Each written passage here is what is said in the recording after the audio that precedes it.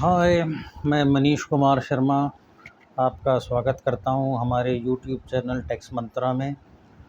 हम इस चैनल में टैक्स रिलेटेड टॉपिक्स पे एक एक वीडियो लाते रहेंगे और आज का टॉपिक है NRI selling property in India.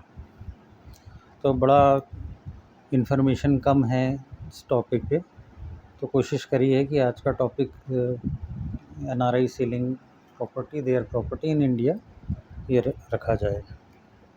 तो बड़ा इजी वे में एक एग्जांपल के थ्रू समझते हुए चलेंगे जो भी टैक्स इम्प्लीकेशंस हैं उसको।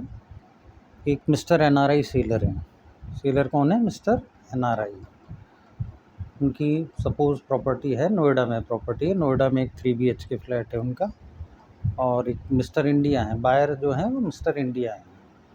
उनको मिस्टर एनआरआई का फ्लैट पसंद आ जाता है, फिर दोनों की बात होती है और डील हो जाती है उनकी 75 लाख, सेल कंसिडरेशन 75 लाख। अब मिस्टर एनआरआई का अभी नियर फ्यूचर में इंडिया आने का प्लान है नहीं, तो उन्होंने इस ट्रांजैक्शन को कंप्लीट करने के लिए उनके फादर को जीपीए प्रोवाइड करी है। नोएडा में ही रहते हैं उनके फादर, उनको जीपीए दे रखी है। अब इसमें इम्पोर्टेंट जीपीए के केस में इम्पोर्टेंट ये समझना है कि जीपीए जो भी हो must be registered and entered in record of registrar office. Registered होना चाहिए। अगर रजिस्टर्ड जीपीए नहीं है, रजिस्टर्ड जीपीए कब हो सकती थी कि अगर मिस्टर एनआरआई 6 महीने पहले, साल भर या 2 साल पहले इंडिया आए होते और उनका प्रॉपर्टी बेचने का प्लान होता, तो वो अपने फादर को लेके रजिस्ट्रार ऑफिस जाते और वहाँ पे अपने फादर के नाम पावर ऑफ अटॉर्नी जो है उसको रजिस्टर कर देते। पर अब मिस्टर एनआरआई का फॉर एग्ज़ाम्पल प्लान था नहीं। उन्होंने अभी भी प्लान किया जब वो यूएसए या यूके वॉटएवर जिस भी कंट्री में थे वो, तो अब वो क्या कर सकते हैं कि वो एम्बेसी के थ्रू एक प्लेन पेज में जीपीए का जो भी फॉर्मेट है, प्लेन पेपर में प्रिंट आउट लेके उसको 2 विटनेस के साथ एम्बेसी से, कॉन्सुलेट ऑफिस से उसको स्टैंपिंग करा के एम्बेसी में साइन हो जाएंगे। उसको वो फिर कोरियर करेंगे यहाँ पे और फिर यहाँ एसडीएम कोर्ट में वो स्टैंपिंग हो जाती है। 50 रुपये का स्टैम्प पेपर लगता है और एसडीएम कोर्ट में स्टैंपिंग हो जाती है। तो ये दोनों वैलिड तरीके हैं। बस एक ध्यान रखने की बात है कि जीपीए जो भी हो वो रिवोकेबल होना चाहिए, मस्ट बी रिवोकेबल। अब सेकंड प्रोसेस है कि मिस्टर इंडिया जो हैं, जो बायर हैं हमारे, उनको 10 नंबर लेना मस्ट है। जैसे आप इंडियन रेसिडेंट की प्रॉपर्टी परचेज़ करते हैं तो आप पैन से टीडीएस डिडक्ट कर सकते हैं, तो 1% का टीडीएस होता है रेसिडेंट इंडियन के केस में। तो वहाँ पैन नंबर से टीडीएस डिडक्ट हो जाता है। पर एनआरआई के केस में अगर एनआरआई की प्रॉपर्टी ले रहे हैं आप, तो 10 नंबर लेना मस्ट है बायर के लिए। तो हमारे मिस्टर इंडिया को यहाँ 10 नंबर लेना होगा। स्टेप थर्ड है आपका कि मिस्टर एनआरआई रेडी हैं कि भाई जो भी टैक्स के रेट्स हैं उस रेट से आप मेरा टीडीएस डिडक्ट कर लो। तो 20% रेट होता है एनआरआई के केस में। बेसिक टैक्स होगा 20%। अगर 50 लाख से 1 करोड़ का बीच का सेल कंसिडरेशन है तो फिर 10% सरचार्ज लगेगा और 4% का सेस लगेगा। HES, health education cess 4%। Cess तो हर केस में लगना है। अच्छा, इसमें एक लोगों का बहुत डाउट होता है कि जैसे इंडियन रेसिडेंट की प्रॉपर्टी है, तो अगर वो 50 लाख से कम है सेल कंसिडरेशन तो टीडीएस नहीं डिडक्ट करना होता। पर एनआरआई के केस में कंसिडरेशन कुछ भी हो, 20 लाख हो, 40 लाख हो, 45 लाख हो, 1 करोड़ हो, आपको 20% के रेट से टीडीएस डिडक्ट करना ही है। बायर को टीडीएस डिडक्ट करना ही है।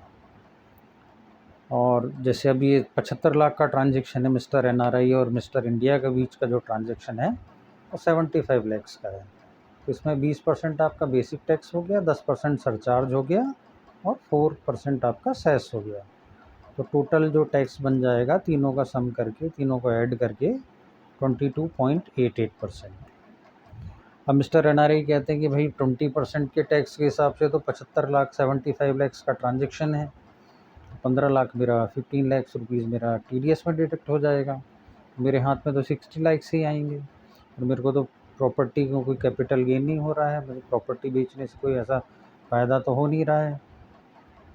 तो मिस्टर एनआरआई चाहें तो लोअर टीडीएस सर्टिफिकेट ले सकते हैं, वो भी ऑनलाइन और बड़ा सिंपल प्रोसेस है कि ट्रेसेस की वेबसाइट में मिस्टर एनआरआई का लॉगिन आईडी क्रिएट होगा और वहाँ पे एक फॉर्म 13 फिल करना होता है, फॉर्म 13 फाइल होगा और उसमें जो डॉक्यूमेंट्स अपलोड होते हैं, आपका कैपिटल गेन का कैलकुलेशन हो गया, आपके मिस्टर एनआरआई की पैन की कॉपी, पासपोर्ट की कॉपी, फॉरेन एड्रेस प्रूफ, आपका 4 इयर्स का मिस्टर एनआरआई का आपका आईटीआर नहीं तो 26 ईयर्स अपलोड कर सकते हैं।